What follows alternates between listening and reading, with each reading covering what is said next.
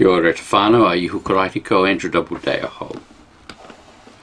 Today we're looking at the text for Sunday the 3rd of August 2025, which is Luke chapter 12 verses 13 through to 21. Someone in the crowd said to Jesus, "Teacher, tell my brother to divide the family inheritance with me." But he said to him, "Friend, who set me to be a judge or an arbiter over you?" And he said to them, "Take care. Be on your guard against all kinds of greed, for one's life does not consist in the abundance of possessions." Then he told them a parable. The land of a rich man produced abundantly. And he thought to himself, "What should I do? For I have no place to store my crops." Then he said, "I will do this. I will pull down my barns and build larger ones, and there I will store all my grain and my goods. And I will say to my soul, 'Soul, you have ample goods laid up for many years. Relax, eat, drink, and be merry.' But God said to him, 'You fool, this very night your life is being demanded of you. And the things you have prepared, whose will they be?' So it is with those who store up treasures for themselves, but are not rich toward God." I was recently at a men's breakfast. The local runs a very good one. And I was sitting there with a man, and these are mostly retired people, retired men. And I was just talking about retirement and just saying why I personally have no intention of retiring, unless I'm forced to. And I said, I've just seen too many men, mainly men, fall into a hole, sometimes a very deep one. And he sat there and his face went down. And he said, "That's happened to me." And for him, it was only a matter of months. And he's struggling. He's really struggling. And he's filling in his days. Lost a sense of who he is and his purpose. Filling in the days with little to no meaning. The reality is that so many of us are defined by what we do. And I know it's true of me. And actually, I'm okay with that. And by the time you finish this little talk, I think you'll understand why. And so Jesus tells this parable. He's challenging the priorities of this man who wants Jesus to sort out a relationship issue he has with his brother. And it's over financial, material resources. This is not primarily about possessions, though. Jesus says, be on your guard against all kinds of greed. And it's about whatever you give your time and attention to. What is it that is most important in your life? While we're talking about mere material possessions, it's not about the prize going to the boy who dies with the most toys, because he's still dead and he can't take the toys with him. Yet many of us live as if this is the case. This passage that we've read, this short account, is the start of a whole extended section where Jesus is addressing the issues of meaning. Why am I here?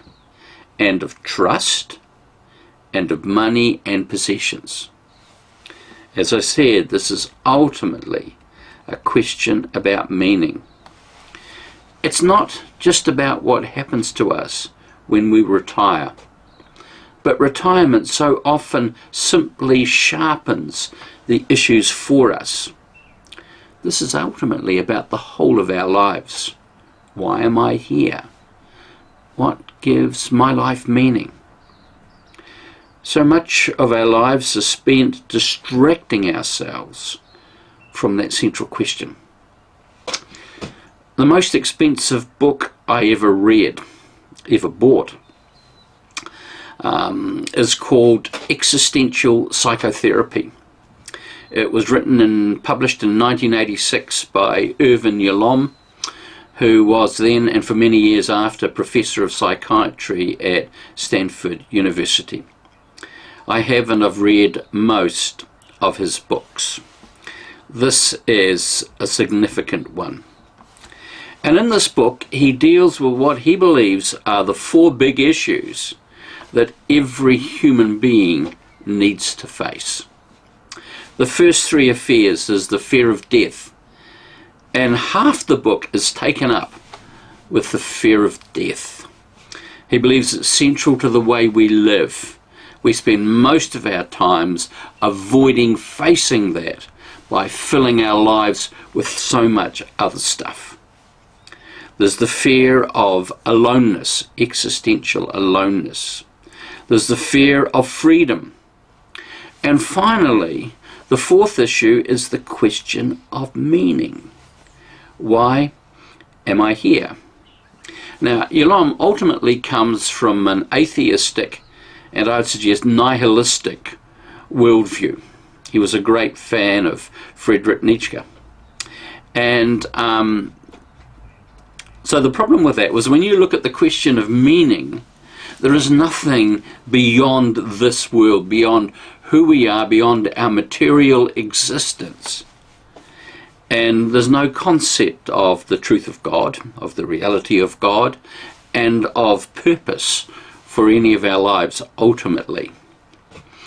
And when I read this, what he says about it, I thought, oh, I think he's just spat the dummy. So I gave it to my eldest son, who was himself at one time in his life very heavily into Nietzsche. And he read it and he says, yep. Because what Yalom basically says is this. He says, the question of meaning is so damaging to the human psyche. It's a question that is better not asked. What you are better to do is throw your life into serving others. And in that, you will discover meaning. Well, he's actually right. It's the same thing that Jesus says. You know, it's when we give our lives to serving, to loving other people, that we do discover richness and meaning. Yeah. Another psychiatrist, Carl Menninger, in a public meeting was once asked many years ago, what to do if one feels a nervous breakdown coming on? My life is starting to unravel. What do I do? And apparently the people were expecting an answer like, well, you need to come and see a psychiatrist like me. But he didn't say that. What he says was, the best thing you can do is lock up your house, go across to the other side of the tracks, to the poorer part of town, and find someone in need and help them. Wow. Just the same as Yalom. In a way, just the same as Jesus.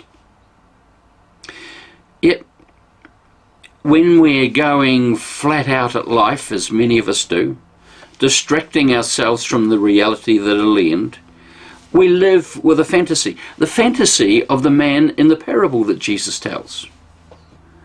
And he's got this idea that once he's finished building his bigger barns and he's got everything stored away, he'll be able to retire. He'll be able to, in the words, relax, eat, drink, and be merry.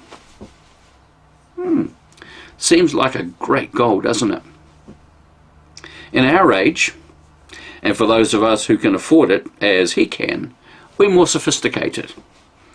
We'll have endless days of kicking back, of perfecting our golf game, or mahjong, or whatever it is. There'll be regular overseas trips, and perhaps we'll have a holiday house by the beach or lake with a powerboat or a yacht. Now, this may sound to you like the rantings of someone who's envious, knowing he's never going to have any of these things. Perhaps. Yet my experience tells me that that life will ultimately be hollow. We cannot be fulfilled if we live for ourselves alone. We're ultimately just engaging in diversionary activities. We're distracting ourselves. I've spent a large part of my ministry in rest homes.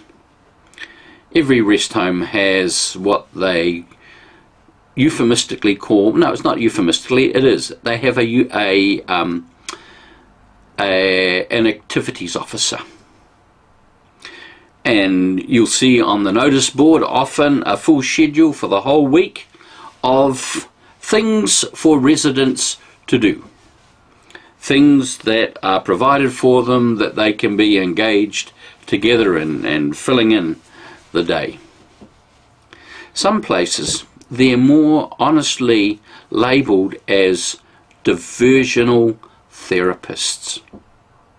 Ooh. A diversional therapist.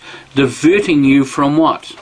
Well, from the reality that you're here ultimately because, in the words of Irvin Yalom, we want to divert you, we want to distract you from the reality that you're going to die.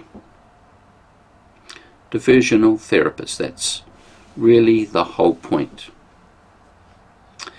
And so the prescription of Menninger, of Yalom, and of Jesus is that wherever you are, look for opportunities to serve, to improve the lives of others. They were right. When we do this, we discover a source of peace, of joy, of satisfaction. And as you're watching and listening to this, you may say, well, I'm very limited now in what I can do. The reality is that you can still pray. You can still encourage others. You can still express appreciation, thankfulness and praise. You can still make a positive difference in the lives of those around you, even if you're bedbound. There is no one, I want to suggest, who is watching and listening and able to take this in that is incapable of ministry, because that's what ministry is, very simply.